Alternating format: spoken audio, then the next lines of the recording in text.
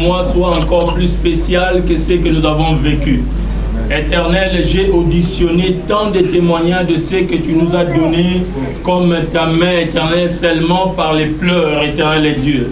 Nous voulons continuer à crier vers toi, car on en a marre, éternel Dieu, Seigneur, de la pauvreté. On en a marre, éternel Dieu, Seigneur, de blocage. On en a marre, éternel Dieu, de freinage. Nous voulons voir clair.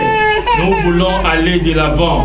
Nous voulons, éternel Dieu, Seigneur, avancer avec toi, car tu es le même hier, aujourd'hui et éternellement. Seigneur, je t'établis, éternel Dieu, dans mon cœur, parce que tu m'as donné la liberté de t'accepter ou de te refuser. Ce soir, je veux t'accepter et confirmer encore cette acceptation. Ce soir, je vais avancer et réaliser encore cet avancement avec toi. Dans le nom glorieux puissant de Jésus-Christ, notre Seigneur, Père, laisse que nous puissions nous approcher encore près de toi et que nous puissions t'élever. Sois béni, sois élevé. Au nom de Jésus-Christ, notre Seigneur, nous avons ainsi prié. Nous disons merci Seigneur Jésus-Christ. Gloire et louange à toi Seigneur Jésus-Christ.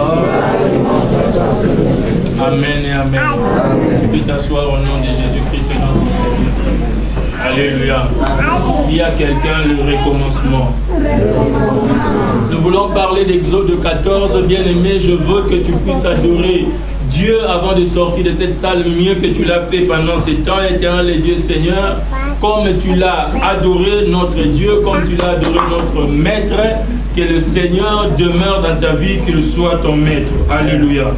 Cette histoire dont nous lirons toute cette semaine, le chapitre 14, verset 1 jusqu'au verset 31, nous parle de la sortie des enfants de Dieu.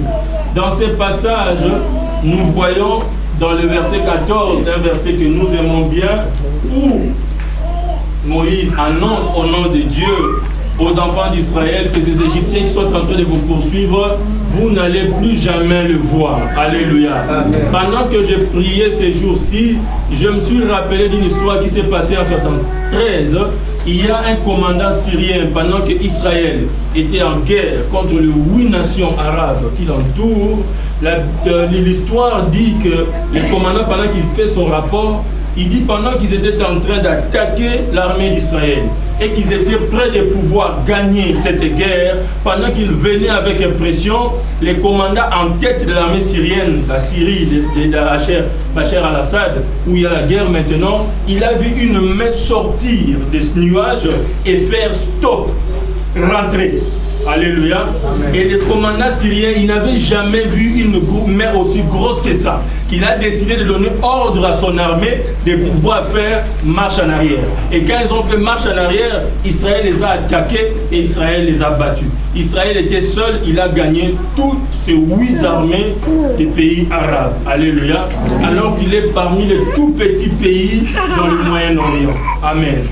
Ce mois de septembre, Dieu m'a dit, dis à mon peuple qu'il est temps que toutes ces armées de leur famille, toutes ces armées de leur tradition, toutes ces armées de leur coutume, toutes ces armées de magie, de charlatisme, qui les poursuivent toujours pendant ce mois de septembre, ces armées doivent s'arrêter. Non seulement elles vont s'arrêter, mais elles vont faire demi-tour. Dis demi-tour. Dis demi-tour. Bien aimé, lorsque nous sommes en train de marcher, ils nous suivent, ils nous poursuivent. Et dans plusieurs des cas, non seulement ils nous suivent, ils nous poursuivent, mais ils nous atteignent et ils nous ramènent dans leur camp. Beaucoup de personnes sont dans cette salle et à l'intérieur de cette salle, ils ont été poursuivis par des liens de blocage, ils ont été poursuivis par les vols, ils ont été poursuivis par les publicitaires, ils ont été poursuivis par les migraines des maux de tête, ils ont été poursuivis par des kystes qui étaient déjà sortis et les a ramenés. Alléluia. Alléluia. C'est mois est un mois où vous allez dire stop. Dans le verset 2, la Bible dit, Dieu dit à Moïse, parle aux enfants d'Israël, qu'ils se détournent et qu'ils campent devant Pi-Hahiroth et Migdol. Et la mer, vis-à-vis des Baal-Tzephon, c'est en face de ces lieux que vous camperez près de la mer. Alors que ce peuple était sorti d'Égypte, où il y avait des problèmes, où il y avait des difficultés, esclaves. Tout ce qu'ils avaient de bien, c'est qu'ils mangeaient bien. Mais même quand tu manges bien, si tu es un esclave, tu es toujours un esclave. Le Seigneur a frappé Pharaon de 10 plaies Et finalement, Pharaon a pris la décision de laisser Israël partir. Quand Israël est sorti, la Bible déclare qu'ils ont quitté l'Égypte. Ils ont quitté l'Égypte qui est en Occident pour arriver à Canaan. Ils devaient monter au nord et atteindre Canaan rapidement.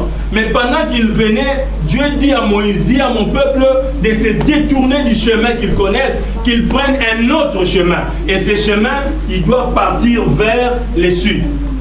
Lorsque Dieu demande à un peuple qui quitte l'Égypte, qui est à quelques jours d'entrer à Canaan, 4 jours, de pouvoir se détourner, Dieu leur fait demander 2 choses.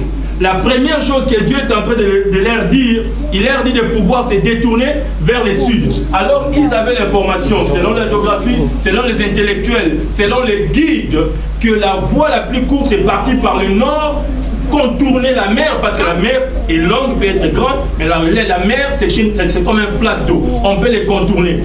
Dieu leur dit, ne partez pas par le nord, c'est bien, c'est plus rapide, vous allez arriver rapidement, mais descendez par le sud. En leur demandant de descendre par le sud, ce qu'il leur faisait faire un grand détour. Ça, c'est la première chose. Et en faisant le grand détour, il allait le faire perdre encore beaucoup de temps. Amen. Beaucoup de temps. Non seulement il leur demande de se détourner, mais quand il arrive devant la mer Rouge, au lieu de traverser, au lieu d'avoir un bateau, il leur dit arrêtez-vous et campez là-bas. Pendant qu'ils sont en train de camper, derrière eux, il y a les Égyptiens. La Bible dit que Pharaon a pris tous les chars et toutes les armées pour attaquer une petite tribu qui était en train de partir. Parce que lui, il les avait dit partez.